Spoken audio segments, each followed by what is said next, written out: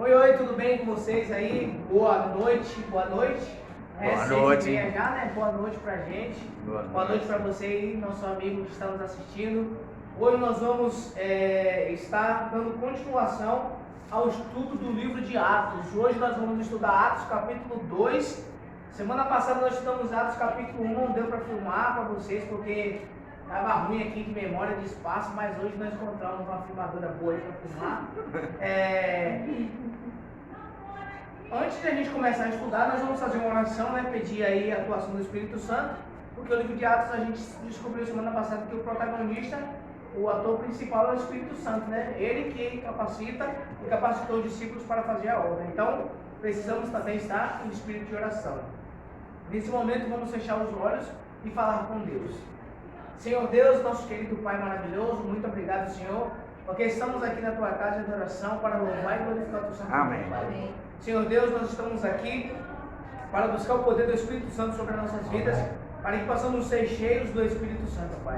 Queremos, Senhor Deus, que o Teu Espírito Santo transforme nossa vida, nos capacite para a gente pregar o Teu Evangelho e nos abra nossa mente e nosso coração para a gente ter sabedoria em Cristo Jesus. Amém. Muito obrigado por tudo em nome do Senhor Jesus. Amém. E então, como sabemos, o livro de Atos é um livro com várias atuações do Espírito Santo na vida dos discípulos. Hoje, no capítulo 2, nós iremos para um momento em que o Espírito Santo encheu os discípulos, um momento em que o Espírito Santo capacitou os discípulos para pregar o Evangelho, onde usou os discípulos para realizar suas obras aqui na terra. Atos capítulo 2 é o derramamento do Espírito Santo sobre a vida dos discípulos, o dom de língua e também a pregação poderosa de Pedro com a conversão de muitas pessoas para o lado do cristianismo, para o reino de Deus. E vamos fazer a primeira pergunta. O que representava o dia de Pentecostes para os discípulos, ou para os judeus, para o povo judeu? O que era o dia do Pentecostes? Você já ouviu falar tanto a palavra Pentecostes, mas você sabe o que significa o dia de Pentecostes? E os judeus, qual grande significado era para eles esse dia? Era a festa era a programação, a festa que todos eles se reuniam, né? E o nome 50, 25? 50? Pentecostes. 35, né? No caso foi 50. Não tem associação ainda. Isso aí. Mas você sabe o que significa o Pentecostes em si, assim? A palavra Pentecostes, a gente sabe que o Espírito Santo foi derramado no Pentecostes. Mas o que significa o Pentecostes? Né? Para que eles vinham fazer a festa, né? Que tinha várias pessoas de vários lugares, eles tinham aquela festa, né? Comemorativa, né? Isso? Aí vinha para ali, aí que aconteceu esse evento aí, esse evento. Na verdade, a palavra Pentecoste, ela está escrita aí em Atos capítulo 2, mas também teve outros livros que foram escritos, outros livros que não estão dentro da Bíblia, que também foram escritos no dia de Pentecostes. Então o dia de Pentecostes é um dia muito antigo, comemorado pelos judeus. E agora, Atos capítulo 2, o versículo 1, nós vamos ver o que significa o dia de Pentecostes. Se você tiver sua Bíblia aí, abre em Atos capítulo 2.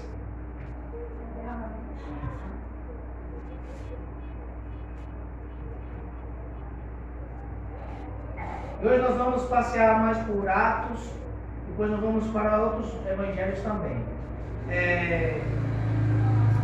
Vamos ler Atos capítulo 2, versículo 1. Ao cumprir-se o dia de Pentecostes, estavam todos reunidos no mesmo lugar. Então, você vê que o dia de Pentecostes, eles estavam todos reunidos no mesmo lugar. Eles estavam ali reunidos para uma festa comemorativa dos judeus. A palavra Pentecostes, ela vem do grego, que também é o Pentecostes também no grego, né? O grego é Pentecostes, que significa 50, né? 50, né? Então Pentecostes, o Penta é o 5, né? E aqui o Pentecostes é o 50, ou seja, os 50 dias.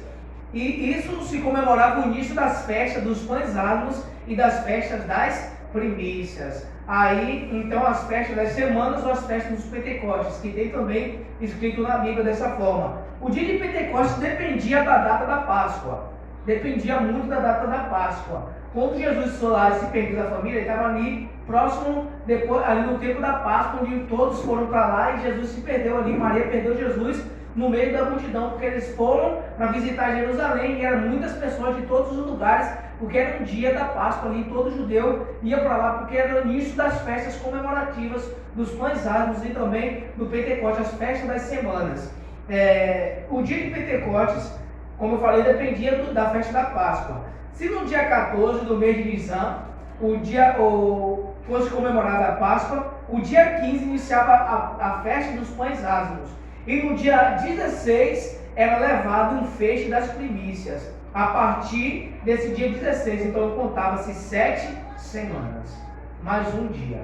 Então, a partir daquele momento, se fosse no dia 14, imagina isso, se a Páscoa fosse no dia 14, dia 15 era o que? A festa dos pães ázimos. E aí no dia 16 era o dia em que levava as primícias. E ali levava os feixes das primícias para oferecer lá no templo lá. E depois do dia 16 começava a se contar 50 dias. Era 7 semanas. 7 vezes 7, 49, mais um dia, que daria os 50 dias. Então, se você também parar para analisar, Jesus passou quantos dias com os discípulos aqui na terra depois que ele ressuscitou? 40 dias. Os discípulos ainda ficaram 10 dias reunidos esperando receber o poder do Espírito Santo. Muitas pessoas acham que foi 3 meses, outros falam que foi 1 ano, outras falam que foi bastante tempo. Não, foram 10 dias apenas depois que Jesus foi para o céu que os discípulos esperaram para receber o Espírito Santo. A gente está comentando por 55 dias. 50 dias, que é o dia do Pentecostes. Que Jesus morreu na Páscoa, né? Ressuscitou ali na data. Jesus ressuscitou na data da festa das primícias.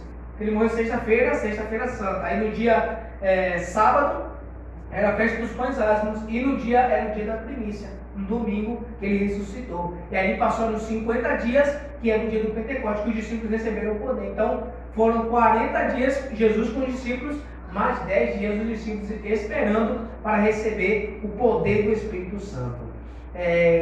Então a gente sabe que o dia de Pentecostes significa o 50º dia, entre ali a festa dos pães ázimos e a festa das primícias, as festas das semanas. Então toda vez que você vê na Bíblia festa das primícias, festa das semanas, você vai recordar que esses dias são próximos à Páscoa. Ali, né, depois da Sexta-feira Santa, então os judeus comemoravam esses dias. E muitas pessoas de todos os lugares do mundo, e pessoas também que moravam em Jerusalém, porque Jerusalém tinha uma faculdade muito famosa. E as pessoas estavam ali a trabalho ou então a estudo. Né? Ali Paulo estudou lá também em Jerusalém. Então você vê que ali era o que? Era um lugar onde se reuniam muitas pessoas. E na frente a gente vai ver que muitos, os que habitavam, mas eram de todos os lugares que a Bíblia fala, eles eram de todos os lugares que estavam em Jerusalém também. Ali. Então era muita pessoa de todos os lugares que iam para ali, fora as cidades vizinhas que iam visitar a cidade de Jerusalém naqueles dias. Seria tipo um centro para poder ter a capacidade total para as pessoas que apareceriam lá. Isso aí, é tipo um centro, porque o templo estava lá, né? Então o templo era o centro de adoração para o judeu. Então onde quer que eles estivessem, teria que vir. Se estivesse no Brasil, imagina, se não tinha o Brasil ainda, né? Mas imagina se nós somos judeus e tivesse essa festa lá naquele tempo. Nós teríamos que sair daqui para ir para comemorar essa festa e levar uma oferta para o Senhor lá. Você vê, João, que Deus ele permitiu essa data para que quando o Espírito Santo de Deus fosse derramado, para que todo mundo ali, né, visse o agir do poder de Deus ali, né? Por isso poderia ter sido qualquer dia, mas não, Deus permitiu acontecer nessa data aí, né? Porque aquele momento era um momento propício para a pregação do Evangelho. Então, tudo que aconteceu, né? Até a história de Jesus, tudo que aconteceu, as profecias, tudo, o dia certinho, o dia que Jesus foi batizado, tudo já estava profetizado e foi cumprido tudo certinho, direitinho. A morte de Estevão depois também, tudo foi naquele exato cronograma que Deus tinha estabelecido. Então você vê que Deus é exato nas coisas que Ele faz, né? Ele faz tudo no dia certo e caiu o Pentecostes no dia certo que o Espírito Santo foi derramado sobre a vida dos discípulos. Agora, a segunda pergunta foi respondida aí? O dia do Pentecostes? Foi, né? Vamos para a segunda pergunta. Qual foi o requerimento pedido por Jesus para que se cumprisse a promessa da vinda do Espírito Santo na vida dos discípulos? O que Jesus pediu? Qual foi o requerimento que Jesus falou? Além de ele falou, permaneçam em Jerusalém, não foi? Essa foi que a gente estudou semana passada. Permaneçam aqui em Jerusalém, não saiam, para que vocês recebam o Espírito Santo. Além disso, qual foi o outro requerimento que Jesus pediu ali para que os discípulos fizessem, para que eles pudessem receber o Espírito Santo? Ficar reunido, né? Eles todos reunidos lá ali. Ficarem reunidos, né? Ficarem reunidos lá no templo, né? Na realidade, muitos dizem que foi o cenáculo ali, né? Mas em algumas das salas ali, mas provavelmente os discípulos, eles não iriam estar ali em um lugar tão público, porque eles estavam com medo ali, né? Eles não iriam estar em um lugar tão público. Pode ser uma casa onde se reuniam para uma oração, ou pode ser o cenáculo mesmo, mas a Bíblia não deixa claro ali o dia, o lugar específico, se foi no templo, se foi uma casa onde eles se reuniam, mas foi um lugar bem próximo ao centro ali, onde todo mundo estava ali, né? Então, vamos ver o que Jesus pediu? Atos capítulo 1, versículo 14. Vamos voltar para Atos 1, 14. O pedido de Jesus feito para os discípulos. Atos 1, 14. Quer ver alguém? Todos estes perseveraram unânimes em oração com as mulheres, com Maria, mãe de Jesus, e com os irmãos dele. Então, qual foi o outro? Todos estes perseveravam unânimes em oração. Então, ali fala a menção de Maria, mas tinha outras mulheres também ali, né? Que era discípula de Jesus. E tinha ali, né,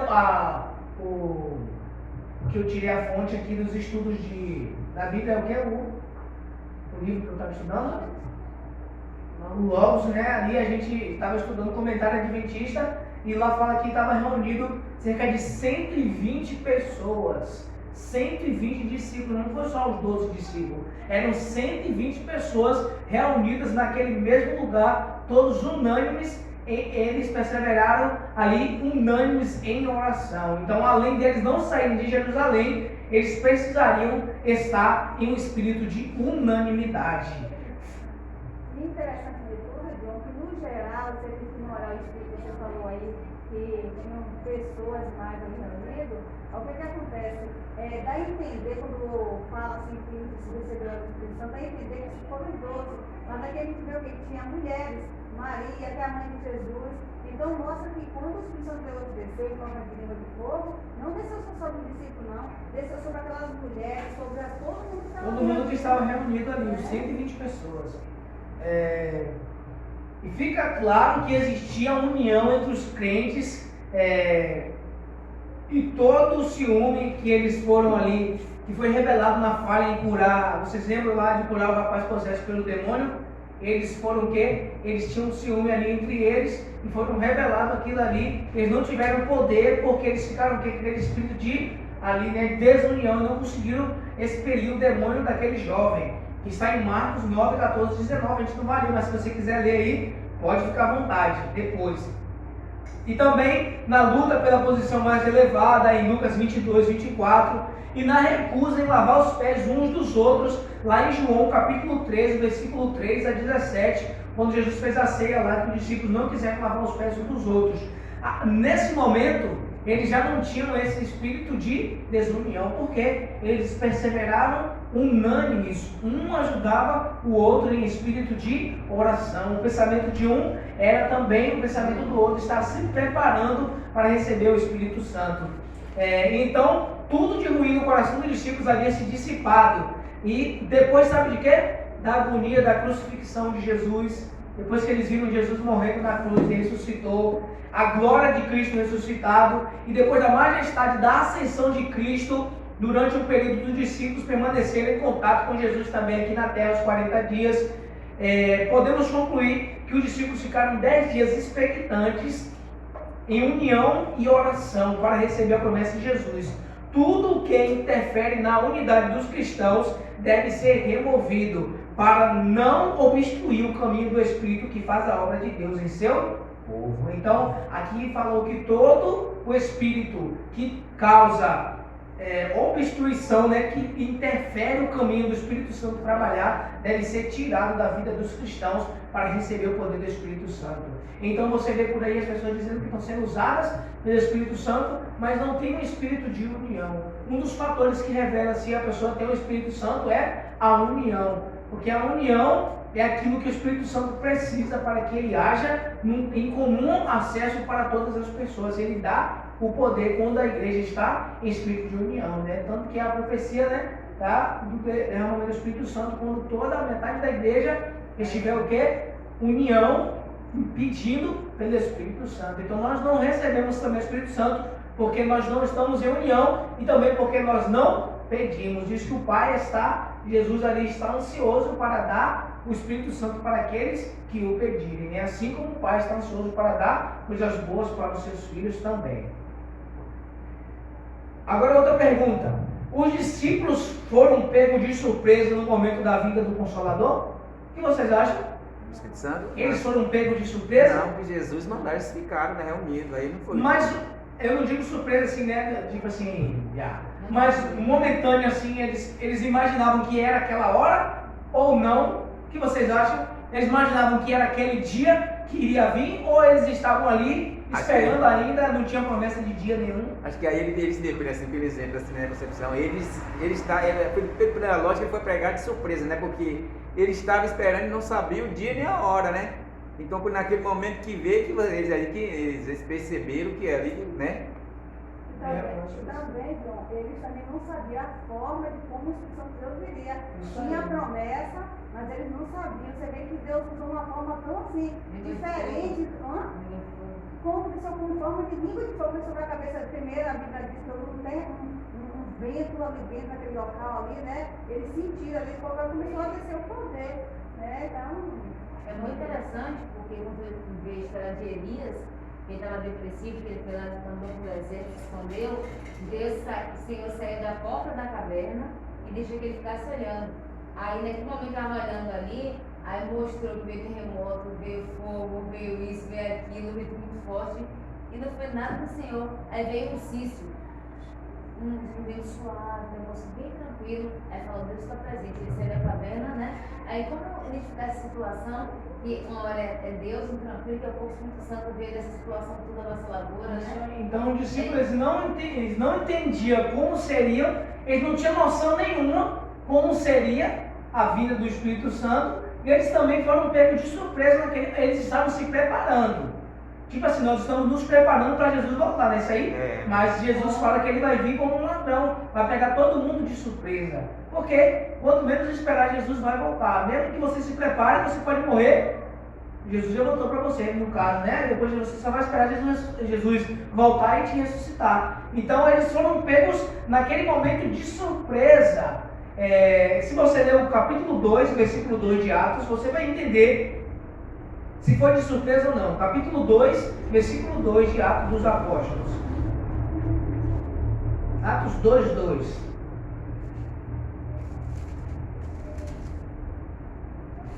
Diz assim: de repente veio do céu um som como de um vento impetuoso e encheu toda a casa onde estavam assentados. A primeira palavra que diz no versículo é o quê? De repente. Então, os 120 discípulos não sabiam, eles não tinham a menor ideia como seria a vinda do Consolador. Eles foram pegos de surpresa, né? Eles não estavam ali, agora vai vir, agora se prepara aí que vai derramar o Espírito Santo. Não, eles foram pegos de surpresa. De repente aconteceu. E ali o que? Teve um vento, um som veio do céu um som como de um vento impetuoso e encheu o lugar onde eles estavam. Os discípulos não tinham noção como seria vivenciar aquele momento. O Espírito Santo literalmente veio do céu. Vocês viram quando Jesus também se batizou, o que aconteceu? A pomba veio de onde? do céu. Então foi o lugar onde também o Espírito Santo derramado sobre a vida dos discípulos. Ele veio um som do céu. Então tipo assim, a origem onde o Espírito Santo desceu sobre a vida dos discípulos.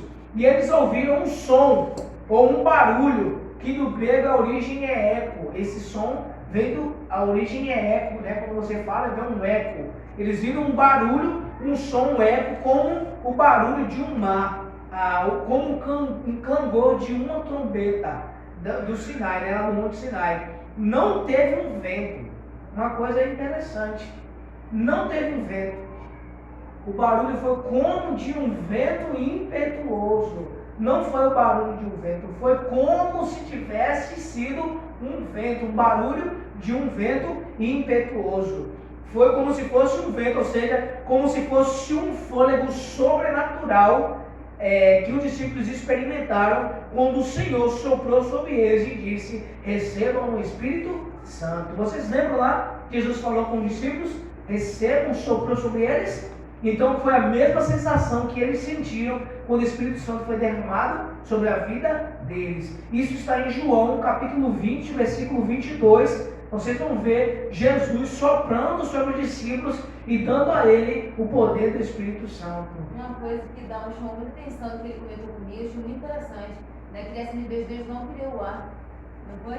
O vento. O vento. Na Bíblia não fala. Não fala, hoje ele criou o céu, a terra, a luz, mas o vento, aí o que sugere, nós entendemos o quê? Que foi da própria boca de Cristo, né? É porque Ou que nós respiramos o fôlego do nosso no meio do capítulo animal. 8 lá de Gênesis, do Noé, o Senhor soprou, né, espalhou as Noé águas. também abriu, soprou, o vento oriental. Porque Deus soprou, porque veio da boca Da de boca Deus. dele, parece que veio da boca de Deus, né? Isso aí, aqui falou, né, que eles sentiram aquele momento como se eles estivessem sentindo aquele momento em que Jesus soprou ali neles. Diz assim, João 20, versículo 22. E havendo, ali depois Jesus aparece para os discípulos, mostra as mãos e tudo mais. Isso aí, depois Jesus ressuscitou, mostrou as mãos para os discípulos. Eles reconheceram que era Jesus mesmo, não era um fantasma. Ali então, Jesus diz assim, e havendo dito isto, soprou sobre eles e disse-lhes: recebei o Espírito Santo.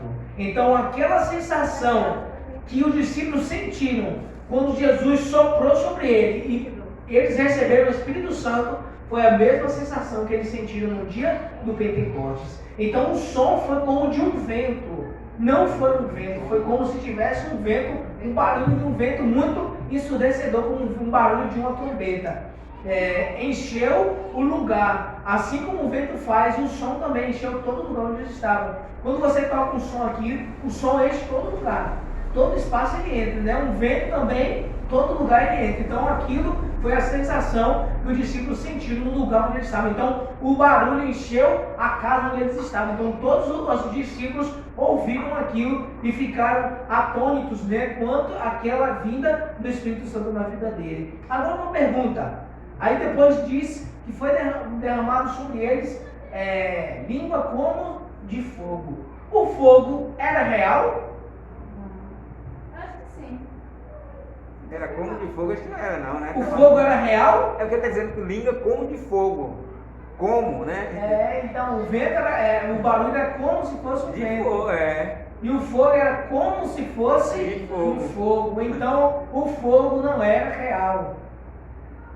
Era como se fosse, assim como o vento que a gente acabou de mencionar também. Isso nos indica o poder da purificação do fogo nas Escrituras. Mas e como é a língua para poder mostrar que era de fogo? Como sabe que era de língua como de fogo? Era como se fosse aqui está dizendo, é como se fosse um corpo de fogo e se dividiu em várias línguas de fogo e pousou uma sobre cada discípulo. É como se fosse um corpo de fogo. Sobre os discípulos, sobre os seguidores de Jesus. Então, também tem que ver uma coisa só, João. Tinha 120 reunidos, mas a escola aqui parecido sobre os discípulos, então. Não, sobre todos os discípulos, os seguidores ali de Jesus. Discípulos, Todos seguidores, 120. seguidores. Os seguidores, tudo. Não só o discípulo, quando a gente fala discípulo, é todo mundo que segue Jesus, é discípulo de Jesus. Então nós somos seguidores. Com certeza, nós somos discípulos de Jesus. Se nós levarmos a mensagem, nós somos Isso aí, discípulos. somos discípulos. Então, Seguimos a Jesus. diferença é discípulo está discipulando. Por exemplo, estou ali na frente e eu tenho aquele cargo, mas eu quero outra pessoa que tem meu lugar, eu vou discipular, vou ensinar ela. Porque Jesus fez. Isso tudo que eu estou fazendo, o amor faz a mesma coisa. Isso aí. Só que as pessoas seguiram quando ele fez a Nós também somos a mesma coisa, nós estamos sendo discipulados por Nós estamos Jesus. ensinando as pessoas, sim. Precisamos Mas tem discipular. pessoas que estão no batismo, não querem comprometimento, ela é discípula, ela é É um simplesmente seguidor. é um seguidor. Quem é discípulo é aquele que segue Só a crente, Jesus. é um crente, não é cristão. Mas todos eram discípulos, eles aceitavam Jesus Cristo e seguiam a Jesus. E a tua Ali tudo que eles mandavam. Então todos ficaram cheios. Foi como se um corpo de fogo e aquelas chamas foram divididas, né, para cada um, e cada um recebeu uma língua diferente, como língua de fogo. O fogo significa purificação na Bíblia. O poder, a presença, a glória de Deus. E o fogo aqui estava significando a purificação da vida na vida dos discípulos. Os discípulos foram purificados com o fogo do Espírito Santo. O derramamento do Espírito Santo também foi revelação de João Batista. Que João Batista falou que vem um que iria batizar com o Espírito Santo e com fogo. Então, para que se cumprisse também ali as promessas, Jesus também foi aquele que batizou com fogo. Agora, uma coisa bem interessante, não sei se vocês sabiam aí, vocês sabem, a descida do Espírito Santo foi uma das maiores revelações de que o sacrifício de Jesus foi aceito pelo céu. Porque Jesus falou que eu preciso ir para que ele venha. Então imagina se Jesus fosse, o sacrifício não fosse aceito, o Espírito Santo não seria derramado sobre a vida dos discípulos. Então dos exemplos bem claros que a gente tem de que o sacrifício de Jesus foi aceito lá no céu, foi a descida do Espírito Santo. Então a vinda do Espírito Santo foi a revelação de que os discípulos, de que Jesus valeu a pena a sua morte por cada um de nós na cruz do Calvário. E foi aceito a sua morte por cada um de nós por Deus. Interessante, João, que isso de profecia, o líder Noé diz que quando Jesus Cristo ele subiu, já fez esse comentário aqui, e quando Jesus Cristo ressuscitou, que subiu, quando chegou lá, os anjos queriam adorar Jesus pela chegada dele. Ele disse, não, primeiramente tem que ir ao meu Pai para ver se ele me aprova, entendeu? Aí passou pelo Pai, o Pai aprovou, e aí o que aconteceu? Foi nesse momento em que foi aprovado, aí depois disse, vamos adorar isso, que Deus venceu, para ocupar a posição que Jesus tem. Isso aí, então foi a aceitação de Deus e também o Espírito Santo revelou a aceitação do sacrifício de Cristo na cruz do Calvário. Então, entendeu? O Espírito Santo desceu, então Jesus foi aceito o seu sacrifício por nós na cruz do Calvário. E a gente vê, né, como é bem trabalhado, né, que Jesus ainda foi e não aceitou a adoração dos anjos, né, para Deus nos aceitar. E as pessoas hoje estão vendo, muita gente que diz que o Espírito Santo é aqui para você cair, se debochar, pular, gritar. E ver a organização que tem o Espírito Santo, né? Você vê ali que foi tudo organizado, teve que um ir, para o outro vir, e ali a língua de que um falou, o Espírito dividiu, repartiu uma língua para cada um. Então não foi ali todo mundo falando a mesma língua, não. Cada um recebeu uma língua, e cada um falou uma língua ali diferente. E uma prova que aconteceu lá no céu foi quando Maria Madalena queria tocar em Jesus, e Jesus disse que não me toca porque ainda não fui ao Pai. Não foi o Pai, não recebeu poder ainda, né? Não foi ainda glorificado lá, né? Mas vem cá, de um simples exemplo, que nem quando é ali, que nem a pessoa, tem muita gente que confunde isso aí quando ele receber, porque tem gente que diz que eu já batei com uma pessoa que ele falou, que disse que era tudo da mesma cidade, quando eles receberam a língua de fogo, era porque vinha gente de vários países, né? De vários lugares ali, que ele não entendia as línguas deles lá naquele momento. Nós vamos chegar nesse ponto aí, em que a gente vai identificar quais foram os tipos de língua que os discípulos falaram ali, né? A gente vai chegar nesse ponto aí, então daqui a pouco a gente chega. Para falar em outras línguas, é preciso aprender Se você tiver disponibilidade. através do Espírito Santo. Não, que dá o Espírito Santo. Não. Mas se houver necessidade de eu não ter estudado e alguém está aqui precisando da interpretação, alguém que nós pode ser usado. Entendeu? Mesmo Mas é não preciso sabendo. você ter aprendido a falar inglês primeiro ou outra língua? Mas se eu tenho a possibilidade de estudar hoje, quem sabe, né? Essa situação pode ser usada. Mas se eu não tiver, como o Espírito quiser me usar, ele vai me usar para Eu isso. trabalhei com uma moça aqui em Macaé, e ela foi para lá, casou, ela se conheceu um rapaz, né, lá dos Estados Unidos. Aí ela me conversou comigo, e aí ele disse assim, vem cá, falando dela, mas você está indo para lá, mas se você não fala o inglês, ela disse, a gente aprende. Eu sei que ela tinha uma filha que meio difícil aqui, foi para lá e hoje está vem falando ali, quer dizer, ela foi para lá sem falar a língua, mas aprendeu o idioma de lá e hoje está bem com o marido vivendo bem, entendeu? Então, para você que tem que aprender hoje, sem o Espírito Santo, você tem que aprender, mas se for preciso te usar, em um local que você não vai falar aquela língua, É isso aí. Então, Atos capítulo 2, versículo 4, diz aí, ó. Todos ficaram cheios do Espírito Santo e passaram a falar em outras línguas, segundo o Espírito lhe concedia que falassem. Então, para falar em línguas, em outras línguas, o que é preciso aprender?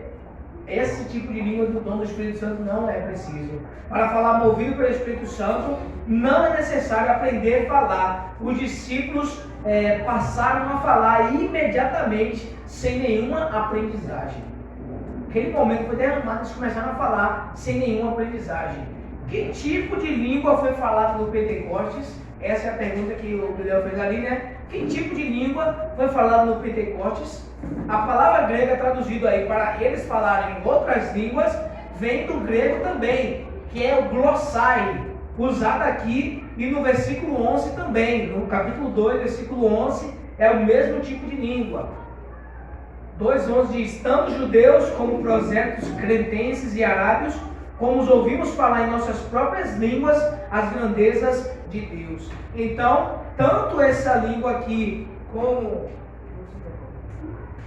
tanto esse versículo 11, como o versículo 4 e os outros versículos também, 9 também, diz, é o termo do grego glossai, que é usado aqui no verso 11, se refere primeiramente ao órgão da fala, que é a língua, mas com frequência é usada para se referir ao idioma. Então veja só, o idioma, e esse dom é o que? Falar em línguas de outras nações. É um idioma diferente, um idioma de uma terra natal, tipo assim, de uma terra de outros lugares, como se fosse a gente falasse em outras línguas de outros países, com a língua nativa deles lá, a gente aprendesse a falar, e foi isso que os discípulos falaram naquele momento. Então, até para você ver que a palavra usada aí no grego é o que? O glossai, que significa o idioma. Eles falaram em outros idiomas, não em uma língua estranha. Interessante também que uma coisa é a Bíblia não fala em língua estranha em momento algum. A Bíblia não fala em língua estranha, fala outras línguas, não é isso? É outras línguas, não língua estranha. Esse tipo de língua estranha é um acréscimo que as pessoas fazem para dizer que falam em outros tipos de línguas estranhas. Porque assim, quando a gente era novo, eu estava com 16 anos, que a gente gostava de muita festa, que a gente era da baderna, a gente ia para esses candomblé aí, quando chegava lá, o povo começava a enrolar, falar língua, eu caía. E se eu não falar em outra língua, você vai aprender o quê? Nada. Então, o que acontece? Nós precisamos entender que os discípulos falaram em outras línguas porque eles precisavam pregar o evangelho para aquelas nações que estavam em Israel naquele dia da festa do Pentecostes. Mas aí era idioma diferente, né? Idiomas diferentes. Eu falava até na própria língua, nem língua diferente, né? Isso aí. Ali no versículo 9 até o 11 diz assim, ó: somos partos, medos, elamitas e os naturais da Mesopotâmia, Judéia, Capadócia, Ponto e Ásia, da Frígia, da Panfilha, do Egito, das regiões da Líbia, nas imediações de Cirene e romanos que aqui residem, tanto judeus como prosélitos, cretenses e arábios, como os ouvimos falar em nossas próprias línguas a grandeza de Deus. Veja só, ouvimos falar em nossas próprias línguas. O que é uma língua própria? A sua língua materna, a língua que você recebeu quando você nasceu, seus pais falavam essa língua, você aprendeu a falar essa língua também. Então, é a língua que eles sabiam falar. Não era outro tipo de língua que eles falaram, e os discípulos e outras pessoas entenderam. Então, você vê que ali tinham pessoas de todas as nações, do Egito, da Líbia, da Cirene, Mesopotâmia, e era tudo lugar diferente. Cada lugar tem uma língua diferente. Se você sair do Brasil e ir para o Egito fala outro tipo de língua. Eu nem sei nem que tipo de língua fala no Egito, né? No Egito fala outro tipo de língua. E também ali na Líbia, outro tipo de língua. Jerusalém, outro tipo de língua também. Aramaico, hebraico, ali não é hebraico que eles falam hoje. Grécia, o grego também ali eles falam. Então, eram línguas diferenciadas. Portanto, a língua aqui que foi falada no Pentecoste foi a língua materna dos peregrinos que estavam em Jerusalém naquele exato momento. Porque Jerusalém era um lugar de reunião de muitas pessoas por causa também do templo que tinha lá em Jerusalém. Você vê que até com Daniel, quando Daniel orava, ele orava virado para o lado do templo, porque o templo era sagrado para eles. Então eles tinham que visitar o templo para fazerem ali as suas ofertas a Deus para perdão dos seus pecados. Jesus prometeu para os que creem em seu nome e pregarem o evangelho, para eles falarem outras línguas. Tipo assim, nós que pregamos o evangelho e nós que saímos pelo mundo proclamando as verdades de Jesus, nós somos discípulos atuais de Jesus. Jesus prometeu para nós, dentro da Bíblia, que nós, para a gente falar em outras línguas? Não prometeu? E por que a gente quer falar se ele não prometeu? Será que ele não prometeu? Vamos abrir nossa Bíblia em Marcos 16, versículo 17. Vamos ver se Jesus prometeu para a gente hoje que a gente iria falar em outra língua. Se ele prometeu, ele vai cumprir, não é? Se ele não prometeu, ele não tem direito nenhum de cumprir. Marcos 7? Marcos 16 e 17. Marcos capítulo 16, versículo 17.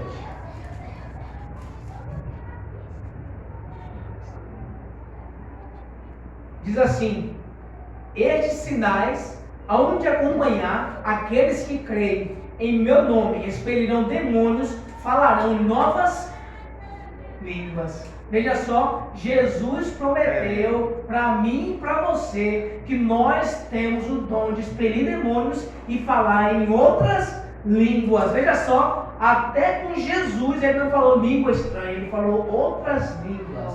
O mesmo verbo usado lá em Atos, capítulo 2, versículo 4, versículo 11 também. Então a gente vê que Jesus prometeu àqueles que creem e pregam o Evangelho que nós poderíamos sim ser capacitados ao receber o Espírito Santo a falar em outras línguas, línguas maternas de outros países que nós não conhecemos e nem tivemos contato algum. Essa é a promessa de Jesus.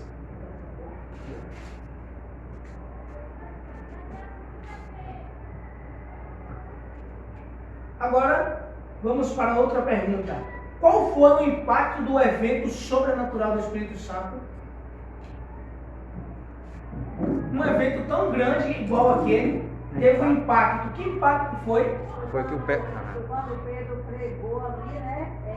Foi uma pregação só, ele ganhou mais de 3.000 almas. Isso aí, então.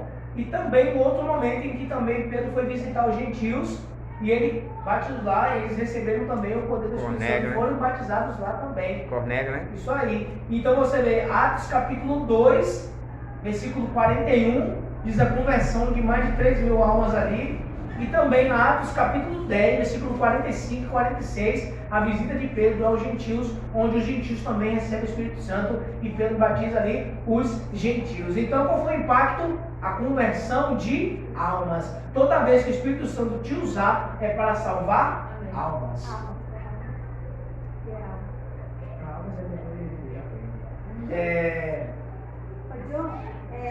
Almas, quando você falou assim, que eu até fiz um comentário, você também falou assim, que a pregação foi para salvar almas. Como é que acontece almas?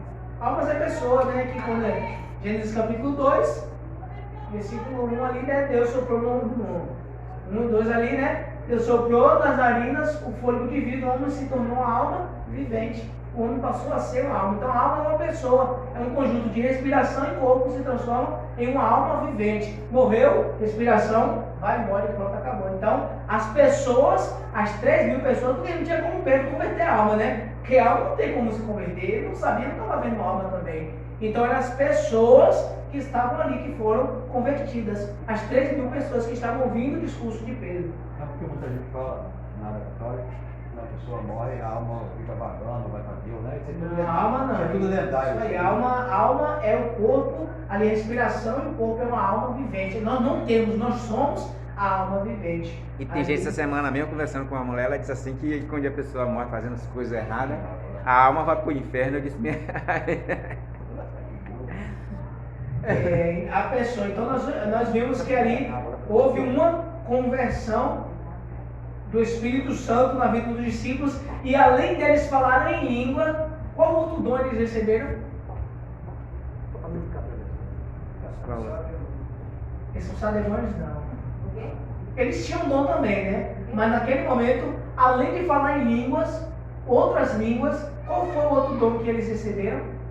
E aí? Pregar o evangelho, né? Isso aí, o dom da pregação, da proclamação do evangelho. Além de dar o dom de língua aos discípulos, o Espírito também lhes concedeu o dom da mensagem, de pregar a mensagem poderosa. Então você vê que os pregadores que têm mensagens poderosas são usados pelo Espírito Santo de Deus, porque esse é um dom do Espírito Santo.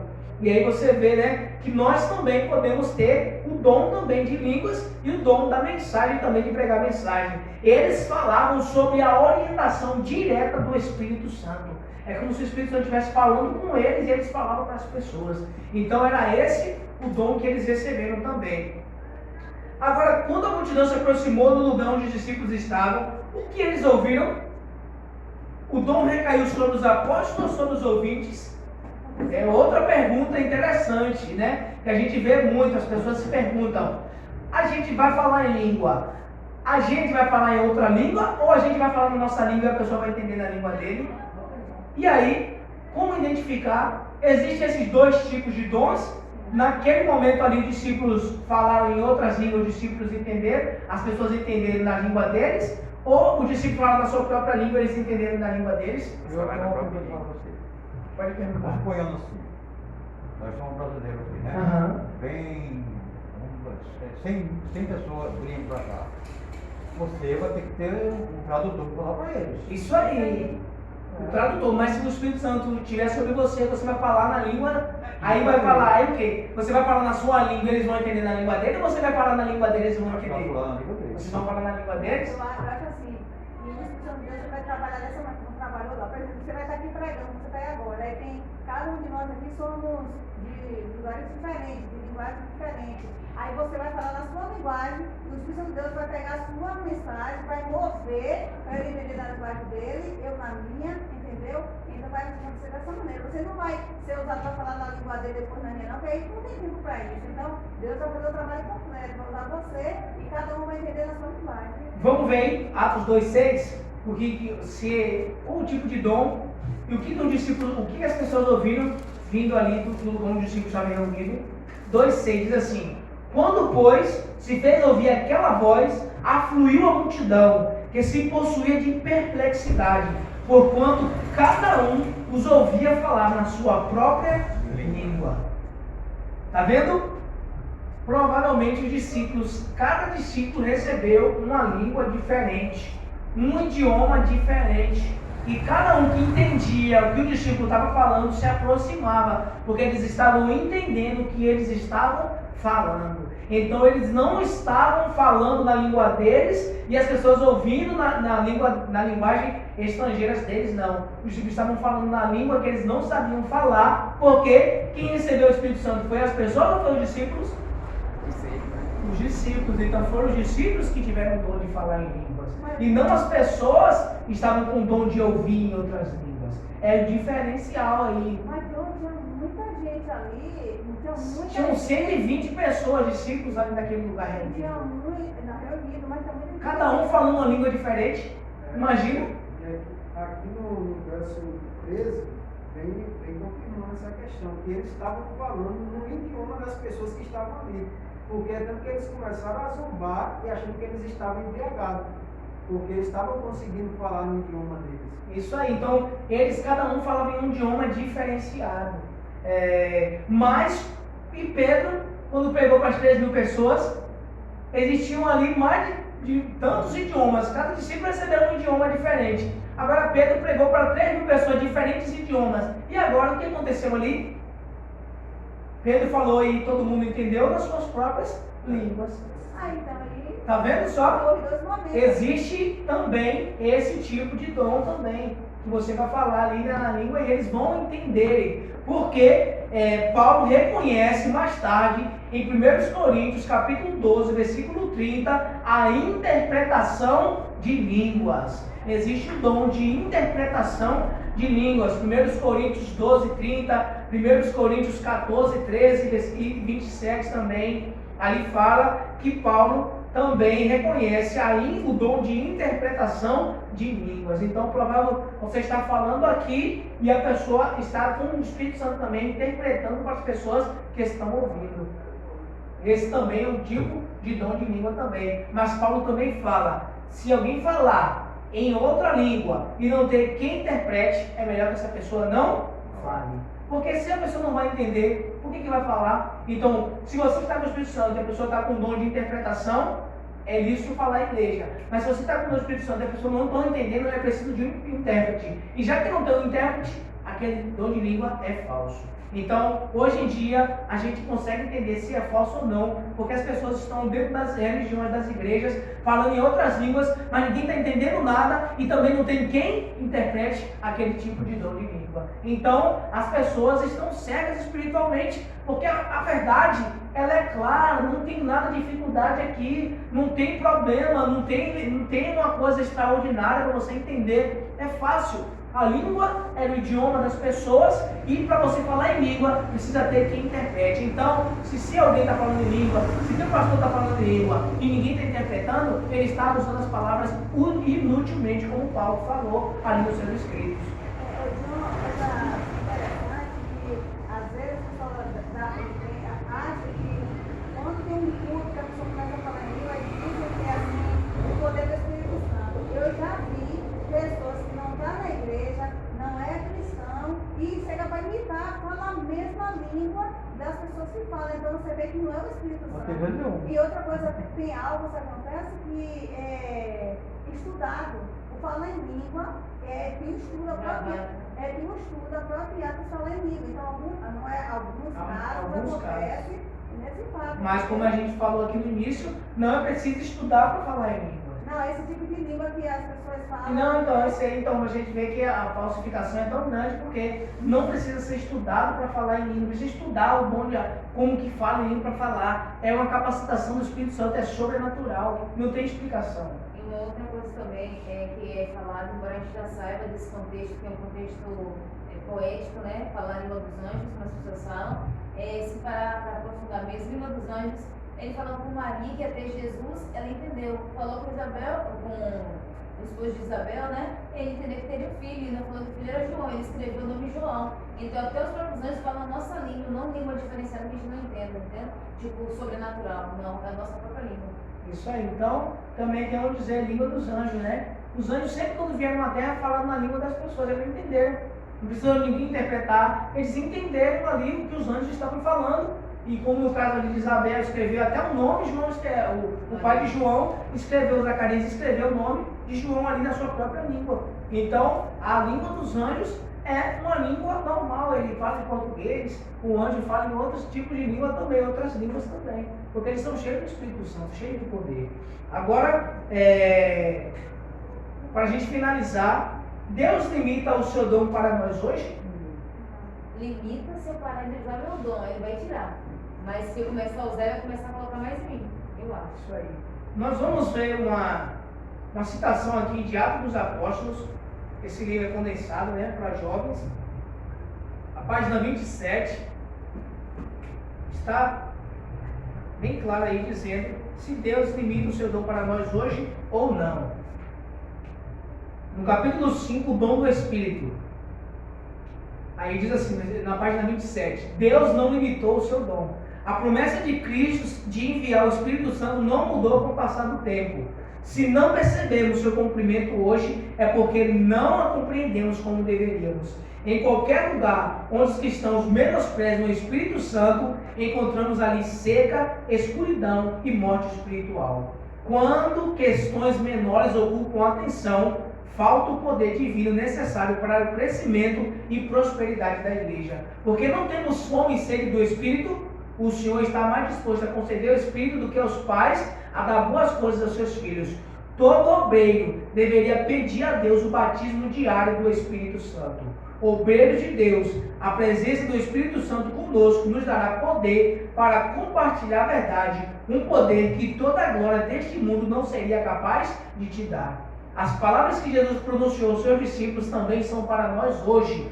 O Consolador é nosso, assim como foi deles. O Espírito concede força que sustenta os cristãos em toda emergência, em meio ao ódio do mundo e ao reconhecimento das próprias falhas. Quando a perspectiva parece sombria, o futuro confuso e nos sentimos desesperados e a sós, o Espírito Santo conforta o nosso coração. Santidade é viver de toda a palavra que sai da boca de Deus. É confiar nele tanto na escuridão quanto na luz, caminhando pela fé e não pelo que vemos. Então veja só, Deus não limita o seu dom para nós hoje. O mesmo dom que foi para os discípulos no Pentecoste também foi prometido para cada um de nós hoje. Você é capaz de ser santo quando você cumpre todas as palavras que saem da boca de Deus. Então nós podemos sim ser capacitados para ter o dom do Espírito Santo nas nossas vidas. Agora precisamos tomar a nossa decisão. E qual será a nossa decisão? Vamos tomar a nossa decisão aí? A minha decisão, depois de ter estudado sobre Atos capítulo 2, eu quero manter a minha intimidade com Deus para receber o seu poder. Esse é o seu querer também? Amém. Amém. Você também de casa e vocês aqui querem se preparar para receber o dom do Espírito Santo em sua vida e para pregar o Evangelho a todo mundo? Amém. Então, se esse é o seu querer, é o Espírito Santo que está desejoso para te dar esse poder. Então, que Deus nos abençoe e espero que vocês tenham aproveitado o estudo. E semana que vem nós vamos, não deu para estudar tudo porque é muita coisa, o discurso de Pedro ali, todo ele, todas as suas características, tudo que ele falou ali, as pessoas não deu para estudar porque é muito longo, e a gente teve que resumir em 1 hora, mas Pedro também discursa e através do Espírito Santo batiza mais de 3.000 pessoas. Esse poder também é para você. E a Bíblia fala que nós vamos receber uma porção dobrada do Espírito Santo. Eles receberam ali a chuva temporânea, nós vamos receber a chuva serôdia, a chuva mais grossa, mais poder ainda para pregar o Evangelho de Jesus Cristo. Agora imagina, aquilo que aconteceu com eles, vai acontecer coisas mais extraordinárias conosco hoje. Precisamos nos colocar na direção de Deus e receber o seu poder, o Espírito Santo. Semana que vem, se Deus permitir, estaremos aqui mais uma vez e iremos estudar Atos capítulo 3, a cura de um coxo, o discurso de Pedro no templo. Nós vamos estudar o capítulo 3 e vamos ver tudo o que aconteceu depois do derramamento do Espírito Santo na vida dos discípulos. Que Deus nos abençoe. Vamos ficar de pé nesse momento para a gente agradecer a Deus com uma oração. Oremos. Senhor Deus, nosso Pai maravilhoso, graças te rendemos, Senhor, porque nesse momento, ó Pai, nós estudamos a Tua Palavra e entendemos, ó Pai, que somos capazes sim de receber o dom do Espírito Santo. Amém. Porque o Senhor não limitou o Teu poder para nenhuma das pessoas que creem em Ti e Te seguem e guardem a Tua lei. Senhor Deus, nós queremos ser cheios do Espírito Santo, mas para isso precisamos ser como discípulos, estar em unanimidade, em espírito de oração e estarmos cumprindo as Tuas palavras. Queremos, Senhor Deus, ser cheios para pregar o Teu Evangelho e para que o Senhor volte logo para nos tirar desse mundo de destruição, de maldade, desse mundo terrível que nós estamos vivendo. Nós queremos e almejamos morar contigo nas mansões celestiais. Nós agradecemos a Ti por tudo. Concede-nos o Teu poder, em nome do Senhor Jesus. Amém.